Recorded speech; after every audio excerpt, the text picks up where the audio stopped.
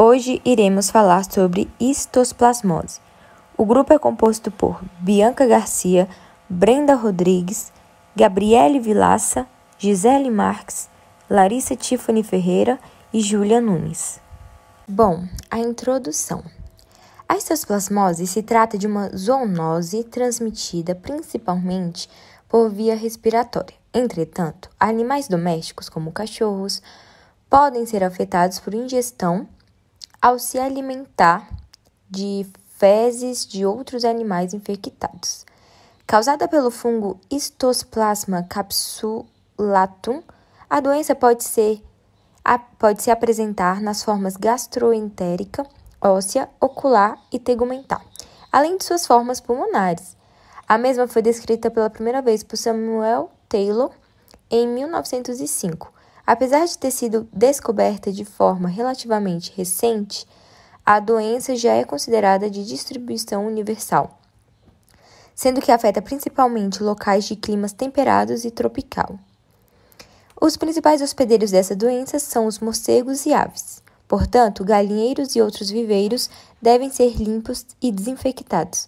Além disso, deve-se haver cautela ao ter proximidade em locais onde haja concentração de fezes de galinhas, pombos, morcegos, entre outras aves. Isto pois a transmissão se dá pela inalação de conídeas do fungo. A histoplasmose também é conhecida como doença das cavernas, por se tratar do local onde ela geralmente é contraída, e também doença de Darling. É uma zoonose causada pelo fungo Histoplasma capsulatum, sendo uma doença micótica sistêmica rara que acomete principalmente cães e gatos, podendo também ocorrer em equinos, suínos, ovinos e raramente em bovinos. Ou seja, é uma micose sistêmica com características de doença granulomatosa, com predileção pelo pulmão e órgãos do sistema imunológico. Ela representa hoje uma das micoses sistêmicas mais importantes nas Américas, com amplas distribuições em todas as regiões do Brasil. A histoplasmose foi descrita pela primeira vez por Samuel Taylor Darling em 1905. Ao realizar a autópsia de um paciente de 27 anos, nativo do Panamá, Darling se deparou com parasitas intracelulares com corpos ovais de aproximadamente 3 micromilímetros de diâmetro dentro de macrófagos alveolares. O paciente em questão apresentava hepatoesplenomegalia, anemia, leucopenia e febre, que eram sintomas semelhantes à leishmaniose visceral.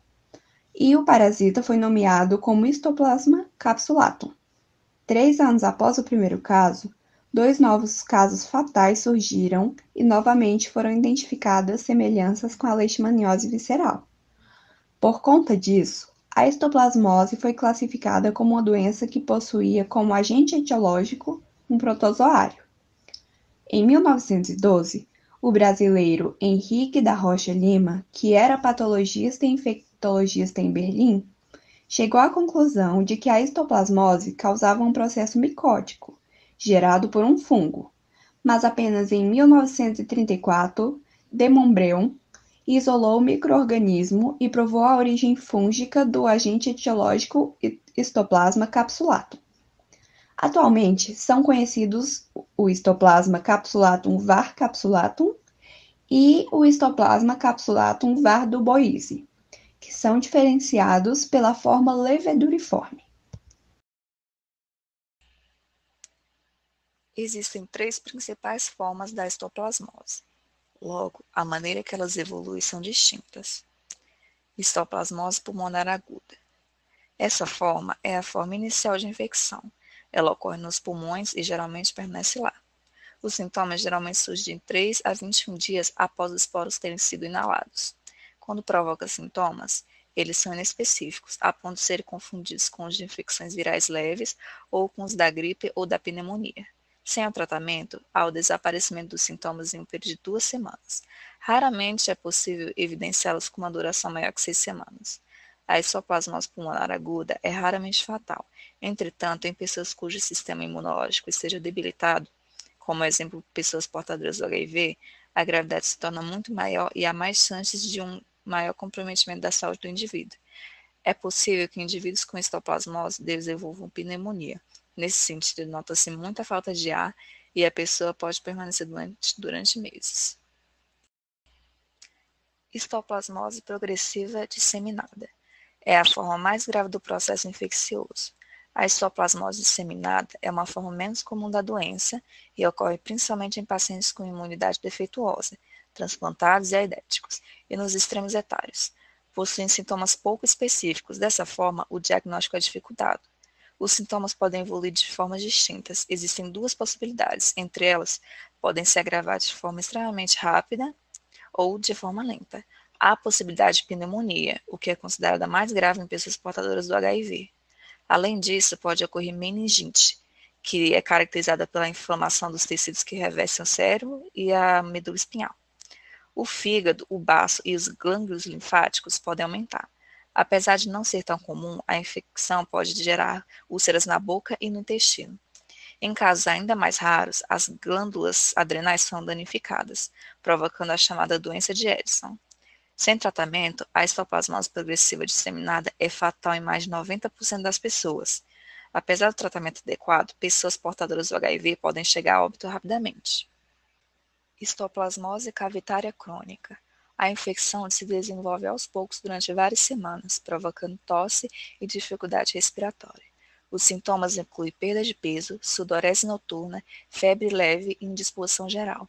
A maioria dos pacientes, em geral, se recupera sem tratamento no prazo de 2 a 6 meses. No entanto, a dificuldade respiratória pode piorar de forma gradativa e alguns indivíduos têm expectoração de sangue. O tecido pulmonar é prejudicado. A lesão pulmonar ou a invasão bacteriana dos pulmões pode levar a óbito. Em animais domésticos, além da afecção pulmonar, a histoplasmose pode ser manifestada sob as formas gastroentérica, óssea, ocular e tegumentar. Porém, a infecção respiratória possui maior importância na clínica médica dos caninos. Os sinais clínicos observados em cães com histoplasmose pulmonar correspondem a inapetência, emagrecimento, febre, aumento do volume dos linfônodos cervicais e axilares, dispneia, tosse, estertores pulmonares à ausculta. Determinados animais ainda podem desenvolver a infecção subclínica. Bom, o agente etiológico são conhecidos dois tipos de histoplasma capsulatum. É o var capsulatum e o var duboisi. As duas se diferem na forma leveduriforme. E no var duboisi, as células são maiores e possuem paredes mais grossas. O fungo pode crescer e se desenvolver bem em diversos ambientes e a fase sexuada é chamada de Ageliomices capsulatus. Podem ser encontrados em células gigantes ou no interior dos macrófagos. Esse patogênio se desenvolve no solo que possui fezes de aves e morcegos e pode sobreviver no ambiente por um longo período. As aves não hospedam o fundo devido à alta temperatura corporal, mas os morcegos são portadores crônicos. A maioria dos casos de histoplasmose ocorre em zonas tropicais temperadas. Essa micose é vastamente distribuída no continente americano. Nos Estados Unidos, ocorre em maior quantidade nas regiões próximas ao vale dos rios Mississippi e Ohio e nas regiões dos Grandes Lagos. Países da América Central como México, Panamá, Guatemala, Honduras e Nicarágua apresentam alta predominância da doença. Na América do Sul, os países Argentina, Venezuela, Equador, Paraguai, Uruguai, Colômbia e Brasil também possuem alta ocorrência da doença.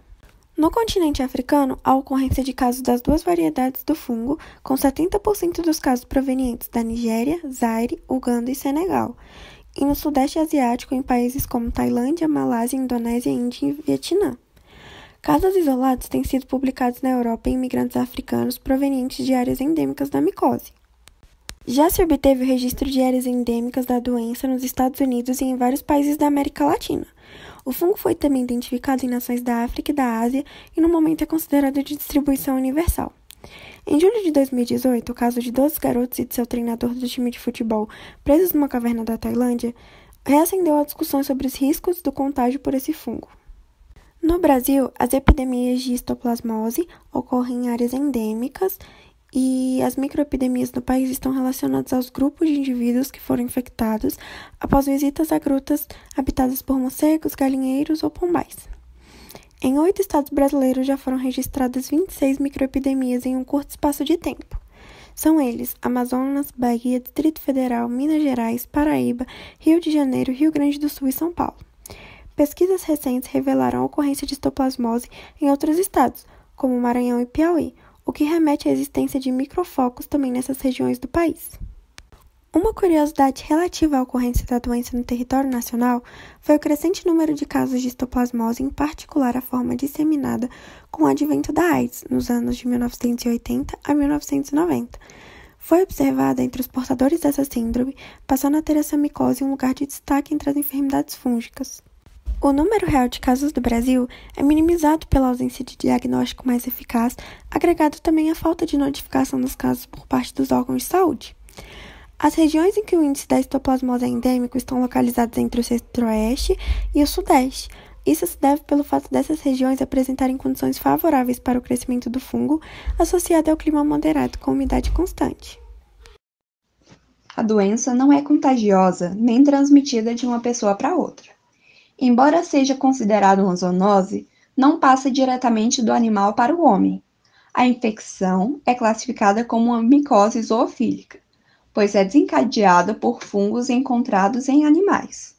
A infecção humana ocorre pela inalação dos esporos do Histoplasma capsulatum, geralmente encontrado em fezes de morcegos e pássaros. A forma clínica mais frequente é assintomática. Entretanto, alguns indivíduos com o sistema imunológico já debilitado ou crianças que ainda estão em processo de desenvolvimento do mesmo podem acabar manifestando os sintomas que levam ao diagnóstico da histoplasmose. O homem adquire a infecção através da inalação de conídeos presentes na natureza, encontrados em cavernas com morcegos, galinheiros, telhados e outros. Bom, sinais clínicos. A maior parte das pessoas não desenvolvem sintomas. Entretanto, quando os sintomas aparecem, são eles: febre, tosse seca, dor no peito, dor nas juntas, inchaço e vermelhidão nas pernas. Em alguns casos mais severos, pode apresentar um suor excessivo, uma falta de ar ou tosse com sangue. Quando já está disseminada, a histoplasmose pode provocar dor no peito causada por um inchaço ao redor da região cardiovascular, febre alta, torcicolo, dores de cabeça, inchaço ao redor do cérebro e da medula espinhal. A histoplasmose felina, evidentemente, ocorre em gatos com menos de 4 anos de idade. Além disso, não há predileção racial ou sexual. As formas clínicas da histoplasmose são pulmonar, intestinal e disseminada ou multissistêmica. A forma de infecção subclínica é uma infecção autolimitante, inaparente, restrita ao trato respiratório. A consequência dessa forma de múltiplos focos intersticiais discretos calcificados no pulmão. Já a infecção pulmonar pode ser apresentada de duas formas, aguda e crônica. Na histoplasmose pulmonar, nota-se grave pneumonia granulomatosa fulminante, além de tosse, taquipneia, dispneia, ruídos pulmonares anormais, febre e forte mal-estar.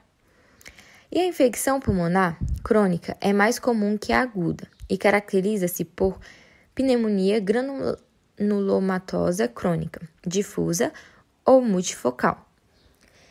Em determinadas situações, pode ocorrer disseminação linfohemática secundária que se traduz em lesões viscerais no fígado, no cérebro e nos rins, nas articulações e na pele. Já a infecção intestinal é uma forma extrapulmonar, comum em cães, porém não em gatos, e pode ser uma infecção primária causada pela ingestão do micro-organismo no cólon, intestino delgado ou ambos apresentam extensos espaçamentos granulomatosos da parede intestinal e úlceras de mucosa, comumente acompanhadas por linfadenopatia mesentérica e visceral. O tratamento. A histoplasmose pulmonar aguda em indivíduos saudáveis raramente necessita de tratamento farmacológico. No entanto, caso não haja melhora em um mês, pode-se ser prescrito o uso de itraconazol por via oral. Caso ocorra pneumonia grave, utiliza-se anfotericina B por via intravenosa, seguida do uso de itraconazol. A histoplasmose disseminada progressiva requer tratamento. Caso seja grave, utiliza-se anfotericina B por via intravenosa, seguida de itraconazol por via oral. Se a infecção for de menor gravidade, o itraconazol é usado de maneira isolada. Se as pessoas portadoras de AIDS desenvolverem histoplasmose, elas geralmente necessitam tomar um medicamento antifúngico, geralmente itraconazol, pelo resto de suas vidas. Porém, elas podem conseguir parar o tratamento com um medicamento antifúngico caso sua contagem de CD4, que é a quantidade de um tipo de glóbulo branco no sangue, aumentar e permanecer alta durante 6 meses, no mínimo. A histoplasmose cavitária crônica, o itraconazol, para infecções mais graves, a anfotericina B, pode eliminar o fungo. Porém, infelizmente, o tratamento não consegue reverter os danos causados pela infecção. Dessa forma, a maioria das pessoas continua tendo problemas respiratórios. Portanto, o tratamento deve ser iniciado o quanto antes para limitar lesões. Os métodos de prevenção e controle da histoplasmose consistem na desinfecção de locais contaminados com formalina 3%, utilização de máscaras e luvas para realizar limpezas em galinheiros, celeiros e forros de construções, evitar locais com acúmulo de fezes de galinhas, pombos, morcegos e aves domésticas por conta da possível contaminação, evitar a ida em ambientes fechados como grutas e cavernas ou até mesmo forros de casa, e em caso de necessidade utilizar máscaras e luvas. Também deve-se evitar a ida dos pets nos locais citados anteriormente. Bom, concluímos que a histoplasmose pode apresentar nenhum ou até mesmo graves sintomas. Portanto, a melhor estratégia sempre será a prevenção, o cuidado com os animais domésticos e com seus donos, os seres humanos. Aqueles que possuem doenças do sistema imunológico devem ser ainda mais cautelosos, pois nesses casos a zoonose é ainda mais perigosa, podendo apresentar sintomas pulmonares gravíssimos. As asepsias de criadouros e viveiros devem ser feitas regularmente, pois esses são os principais pontos de concentração do fungo histoplasmose capsulatum, juntamente com ambientes cavernosos e grutas. Apesar de haver certa subnotificação dos casos da doença, já houve 26 microepidemias em 8 estados brasileiros, sendo que as principais áreas afetadas situam-se entre o centro-oeste e o sudeste, juntamente em virtude do clima de tais regiões. Vamos ao Egito, para a tumba do faraó Tutankhamon. Bom, na tumba desse faraó existia um tesouro, mas ninguém tocava nesse tesouro por conta de uma maldição. A maldição era: a morte tocará com suas asas aquele que perturbar o sono do faraó. Um tempo depois, muitos anos depois, um grupo de pesquisadores foram até lá e acabaram encontrando a tumba do antigo faraó. Eles acharam estranho porque a tumba estava tão conservada. Após uma semana, todos os pesquisadores acabaram morrendo.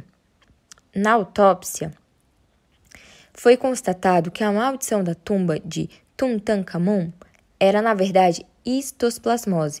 Por isso, explica-se que todos que foram até essa tumba acabaram pegando e morrendo por conta disso, e ficou como se fosse a maldição. E essa é a curiosidade!